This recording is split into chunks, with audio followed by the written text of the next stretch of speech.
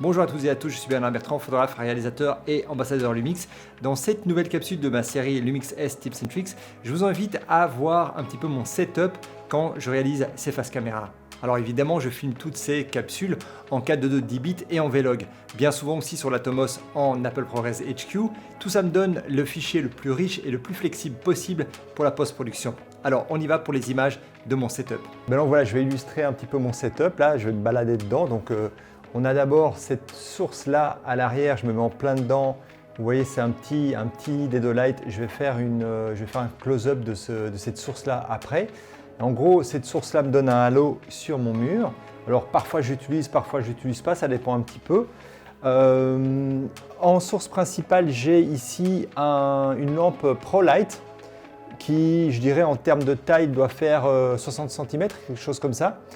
Alors elle est vraiment géniale cette source-là parce qu'elle fonctionne avec un petit clapet ici que je peux ouvrir et je peux venir enlever ou mettre une grille ou alors d'autres types de diffuseurs en fait. Ça c'est vraiment assez génial, donc il y a différentes gradations, mais c'est du rigide. Ça ne sera pas du filtre comme j'utilise parfois du spoon ou comme on peut utiliser parfois du white diff. C'est vraiment un plexi dur. Ici évidemment très important c'est le micro. En gros quand je suis installé vraiment dans ma configuration d'enregistrement, ben, en fait je suis à, vous voyez, si je mets mes mains comme ça, ben, je suis à deux mains de mon micro principal qui est un Sennheiser MK600. Alors j'ai évidemment là en l'occurrence, puisque j'utilise le S1 pour me filmer maintenant, bah, c'est un GH5S qui enregistre. Sinon c'est le S1 ou le S1H qui va être le boîtier principal. Évidemment j'ai un Atomos ici pour enregistrer cette caméra là, et ici le deuxième Atomos qui en l'occurrence en ce moment est raccordé au boîtier au S1H qui me filme. Normalement elle va enregistrer. Ici j'ai un BGH1, vous ne le voyez pas dans l'image, je vais faire un close-up de ce petit boîtier là dans une seconde. Le BGH1 lui va me servir à quand je vais manipuler des éléments par exemple dans l'image, ben, ça va me permettre d'avoir vraiment un close-up. Le BGH1, ben, forcément c'est un micro 4/3, donc je peux profiter sur ce BGH1 de tout le parc objectif micro 4/3. En l'occurrence là j'utilise le Nocticron 42.5, c'est un véritable bijou. Tout ça est monté sur une barre portique. Vous voyez, il y a une barre portique là en haut, simplement deux systems, deux super clamps et le tour est joué. Alors dans une seconde, je vais ouvrir les rideaux et lever le volet pour pouvoir vous montrer ça à la lumière du jour. Ça vous permettra de voir un peu plus clair. Alors comme je le disais, on a là la barre portique.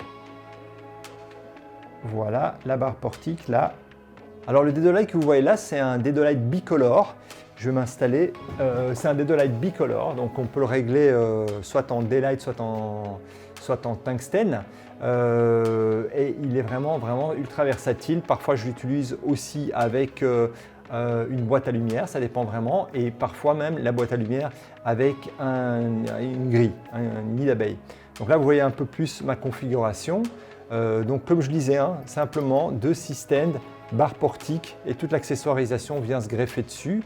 Je vais faire un close-up par contre sur la façon dont j'utilise le BGH1, vous allez voir. Et donc là le BGH1 en fait est simplement monté sur un petit spigot, et le petit spigot sur une rotule et la rotule elle-même fixée sur un clamp. Donc ce que je trouve assez génial, c'est que du coup même quand je suis assis, là vous le voyez je suis assis et pourtant je peux tout à fait arriver à desserrer, et donc je peux incliner, tourner, et donc du coup je paramètre un peu son angle, vous voyez, tout simplement. Et puis quand je viens serrer ici, voilà, je serre ici, et voilà, mon BGH1 est fixé. Il est évidemment connecté en HDMI et il est aussi branché sur secteur, même si on sait que le BGH1 peut accueillir toutes les batterie qui fonctionne aussi sur la EVA One par exemple. Donc là on a vraiment toute une série de batteries. Du coup on peut vraiment avoir des autonomies avec le BGH1 assez incroyable. Mais évidemment quand on est dans une configuration comme celle-ci, bah, ça fonctionne très bien de l'avoir directement sur le secteur. Voilà, évidemment si vous avez des questions sur ce setup, n'hésitez surtout pas à me contacter. Je vous remercie de m'avoir suivi et on se retrouve bientôt pour une nouvelle capsule Lumix S Tips and Tricks. À bientôt et merci.